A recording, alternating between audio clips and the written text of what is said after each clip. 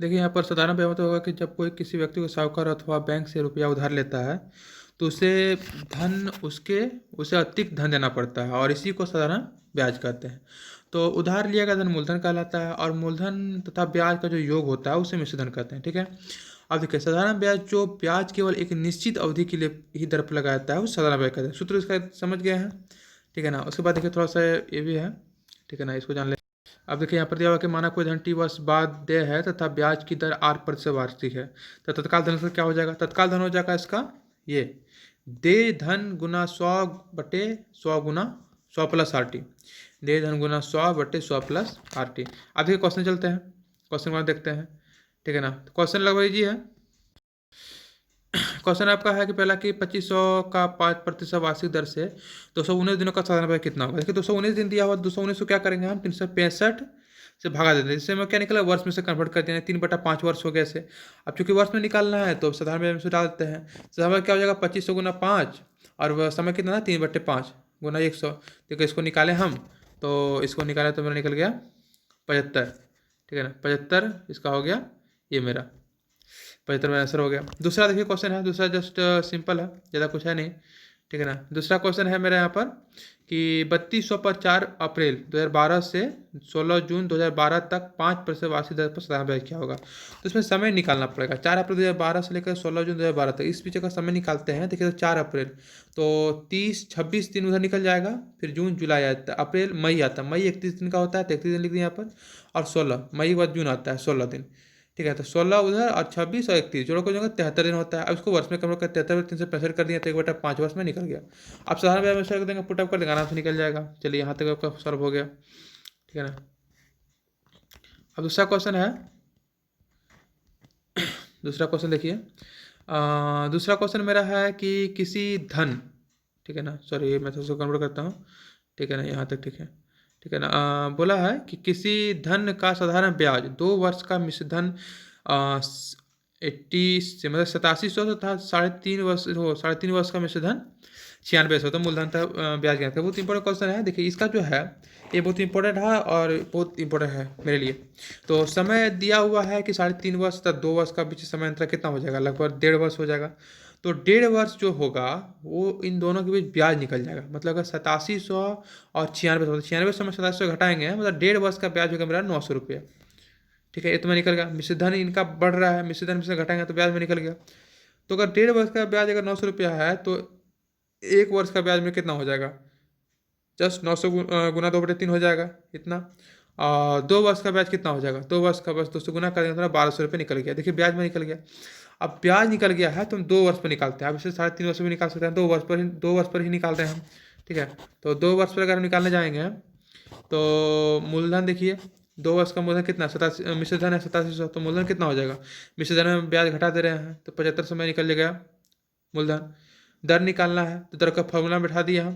ठीक है ना। तो मेरा 8% दर निकल गया। अब निकालना है ना मूलधन निकालना है। तो मूलधन कितना निकलेगा, मूलधन तो निकल गया 7500 और दर भी निकाल दिए। तो बहुत इंपॉर्टेंट क्वेश्चन है, पूछ सकता है। ठीक है ना। चलिए अगला देखते हैं। अगला अगला भी बहुत इंपॉर्टेंट है। अगला बोल रहा है कि साधारण ब्याज की दर से कोई धन 8 वर्ष में 2 गुना हो जाता है। कितना कितना साधारण ब्याज की दर से, साधारण ब्याज की किस दर से 8 वर्ष में 2 गुना हो जाएगा। तो मान लेते हैं अगर मूलधन x है, ठीक है ना, तो साधारण ब्याज की दर से मतलब 2 गुना हो जाएगा, मतलब 2x हो जाएगा। विसर्जन 2x हो जाएगा। अगर 2x हो जाएगा तो ब्याज मेरा कितना हो जाएगा, 2x में x घटा देंगे तो ब्याज मेरा x निकल जाएगा। समय यार दिया हुआ है। दर कितना हो जाएगा 100 गुना x गुना 8 तो 12.5%। बहुत इंपॉर्टेंट क्वेश्चन है और इजी भी है। अगला देखते हैं। अगला मेरा है कि एक व्यापारी 45,000 की ऋण 2 बैंकों से लिया है। एक ऋण के लिए 8% ब्याज दिया है, दूसरे ऋण के लिए 12% ब्याज दिया है और 1 वर्ष में उससे कुल ब्याज इतना होता है। तो 8% दर पर कितना लिया है, तो मान लेते हैं कि 8% दर पर उससे एक्स धन लिया है। ठीक है ना। तो 12% पर कितना लेगा, तो कुल मिला के 45,000 धन लिया था तो 45,000 माइनस एक्स, इतना धन 12% पे लिया था, दोनों का निकल गया। और दोनों का ब्याज जो है उसका जो कितना दिया हो तो एक्स का ब्याज देखिए 8/100 गुना एक वर्ष के लिए। और दूसरा कितना है 4500, इसका ब्याज निकालें और दोनों को जोड़ दिए तो मिले कितना निकलेगा इतना। अब इसको जब सॉल्व करेंगे हम, ठीक है, जब तक सॉल्व करेंगे तो मेरा इसमें आंसर आएगा। ठीक है ना। सॉल्व करने खाली है 2400 एक्स का निकाल लेंगे। चलिए जी है। अब अगला चलते हैं।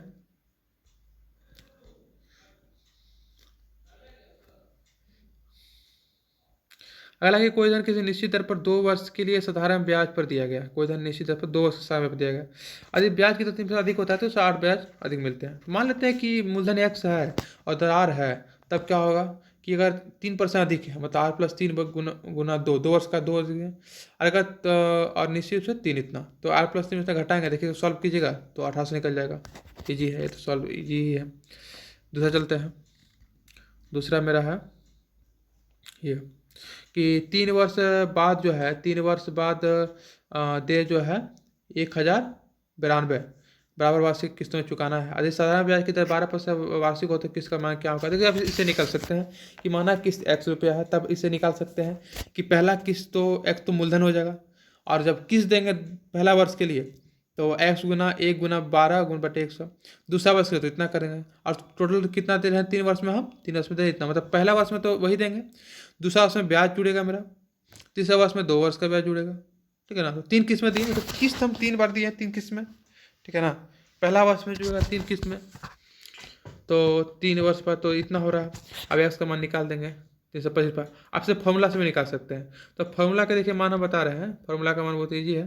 फॉर्मूला आपका ये है, ये गुना 200, 200 plus n minus 1 into R, ये आपको निकालना है। तो ये का मान देखिए यहाँ पर 1092 इतना वार्षिक किस्त है, 1092 गुना 200, और 200 प्लस n होगा 3, 3 माइनस से मतलब 2 दुगुना आर हो गया तो आपका 12%, तो 3 12 में 6, ठीक है ना, 12 दूना 24, 24 और 224, और इधर होगा मतलब 1092 गुना 200 और 200 प्लस 24, 224 यानी 1092 गुना 200 बटे 224। इसको जब सॉल्व कीजिएगा ना 325 निकलेगा। इजी है। अगला चलते हैं। अगला देखिए, अगला बोल रहा है कि सॉरी, अगला बोल रहा है, अगला भी इजी है, ठीक है ना। ओफो,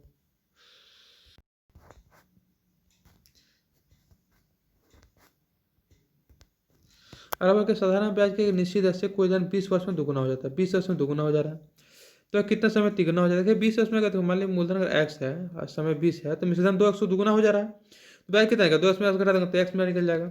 अब दर देखिए निकाल देंगे, 5% दर में निकल गया। तो मूलधन अगर एक्स है और 5 में दर है, और बोला कि 3 गुना हो जा रहा है, 3 गुना हो जाए तो सारा में कितना होगा, 3 गुना एक्स में 2x हो जा रहा है। अब 2x रख दीजिएगा तो 40 निकलेगा। सिंपल है। इस ऐसे भी निकाल सकते हैं समय निकालने के लिए कि एक्स गुना आर, सॉरी एक्स गुना, इसको बताते हैं, एक्स गुना,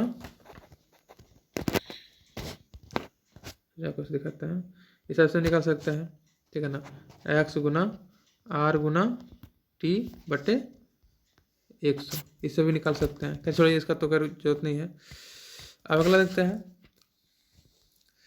अगला आपका यहाँ पर है, ये भी इम्पोर्टेंट नहीं लग रहा है हमको, कि कम से कम कितने वर्ष में 2600 का 6 गुना 2/3 प्रतिशत वार्षिक दर से साधारण ब्याज का पूरे रुपये में हो जाएगा। पूरे रुपये में हो जाएगा मतलब कि मूलधन का 6 दिया हुआ है, दर भी दिया हुआ मेरा कि 20 पॉइंट इतना है, 20.3% है। निकालिएगा, 6 दिया हुआ 18 गुना 20%, समय दिया हुआ एन वर्ष मान लेते हैं, तो साधारण कितना हो जाएगा, साधारण ब्याज निकालना कि रुपया में हो जाना चाहिए, तो 2600 गुना 20/3 गुना 100 गुना एन, तो देखिए कितना निकला 540 बटे 3 गुना एन। तो अगर 3 से गुना देंगे तो 540 में पूरा निकल जाएगा, मतलब अगर एन का मान अगर 3 रख देंगे तो समय का 3 रख देंगे तो मेरा पूरा पूरा निकल जाएगा, तो 3 आंसर हो जाएगा। उसके बाद देखिए, उसके बाद बोल रहा है कि कोई धनराशि साधारण ब्याज के किस दर से 8 वर्ष में 2900 तथा 10 वर्ष में 3000 हो जाएगा, ये बोल रहा है। ब्याज की दर कितनी होगी, तो मान लीजिए अगर 8 वर्ष में 2900 हो जा रहा है, 10 वर्ष में अगर 3000 हो जा रहा है, तो 2 वर्ष में कितना हो जाएगा, 3000 माइनस 29 हो रहा है, 100 रुपया हो जा रहा है, यानी 2 वर्ष का ब्याज कितना हो जाएगा, 100 रुपया हो जाएगा। ठीक है, तो 8 वर्ष का ब्याज कितना हो जाएगा जी, ठीक है ना, 400 गुना करते हैं 400 रुपया हो जाएगा। अगर 400 रुपया हो जाएगा, 8 वर्ष पे दिया हुआ है 2900 में से धन होता है, 400 में घटा दी 2500 मेरा मूलधन हो जाएगा। 25 अगर मूलधन हो जाएगा, ब्याज में कितना है, इतना है, तो दर में आराम से निकल जाएगा, 2% हो जाएगा। ईजी है। अगला देखिए, अगला बोल रहा है कि एक व्यक्ति क्रमशः 6 वर्ष, 10 वर्ष तब 12 वर्ष में साधारण ब्याज 10 पैसा, 12 पैसा, 15 पैसा वार्षिक दर से धन लगाता है। अरे 3 वर्ष के प्रति स्कीम बराबर होती है, तो क्या मतलब स्कीम का बराबर ब्याज बराबर हो जा रहा है। तो x गुना 6/10/100 ये बराबर हो जाएगा y गुना 10 गुना 12/100, और ये बराबर हो जाएगा z गुना 12 गुना 15/100 बराबर के मान लेते हैं। तो x का मान कितना निकलेगा, देखिए x का मान निकलेगा 5k/3, y का मान निकलेगा मेरा 5k/6, और z का मान निकला 5k/9। अब इन तीनों का बोला, क्या बोल रहा है कि इन तीनों जो है एक्स अनुपात वाई अनुपात याद करते हैं, इन तीनों का अनुपात पूछ रहा है। ठीक है, निकला ये इतना इतना ये है। चलिए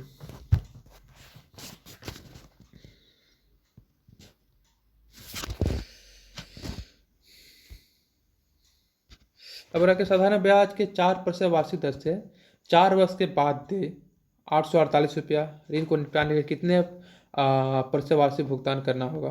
तो ये आप उससे उसके अनुसार से भी निकाल सकते हैं कि मेरा यहाँ पर आर दिया हुआ है ना, कि आर, ठीक है ना, 1 गुना 848 गुना, इसको हम ऐसे भी निकाल सकते हैं। इसको हम